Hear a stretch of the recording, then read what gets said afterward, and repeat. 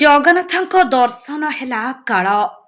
ପୁରୀରୁ ଜଗା ଦର୍ଶନ ସାରି ଫେରୁଥିବା ବେଳେ ଦୁର୍ଘଟଣାଗ୍ରସ୍ତ।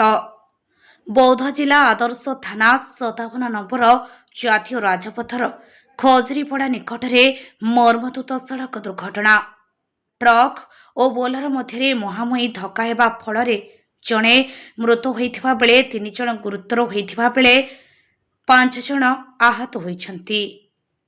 ଗୁରୁତର ଓ ଆହତଙ୍କୁ ଉଦ୍ଧାର କରାଯାଇ ବୌଦ୍ଧ ମେଡିକାଲରେ ଭର୍ତ୍ତି କରାଯାଇଛି। ଘଟଣାସ୍ଥଳରେ ବୌଦ୍ଧ ଆଦର୍ଶ ଥାନା ପୋଲିସ ପହଞ୍ଚି ଘଟଣାର ତଦନ୍ତ ଜାରି ରଖିଛି।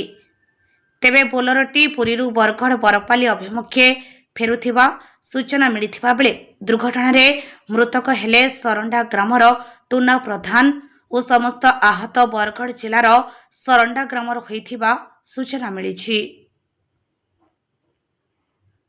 ବୌଦ୍ଧ ଜିଲ୍ଲା ପ୍ରତିନିଧି ବାସୁଦେବ ଷଣ୍ଢଙ୍କ ରିପୋର୍ଟ, ଓଡ଼ିଶା ସମସ୍ୟା ନ୍ୟୁଜ।